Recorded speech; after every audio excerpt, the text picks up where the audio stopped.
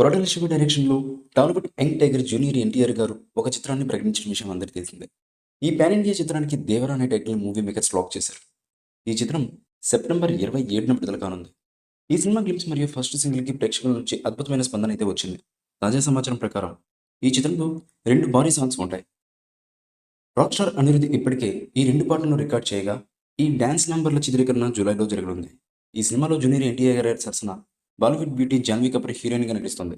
ఈ సినిమాలో సైఫ్ అలీ ఖాన్, శృతి మరాఠే, తారక్ పొన్నాడా కీలకమైన పాత్రలు పోషిస్తున్నారు.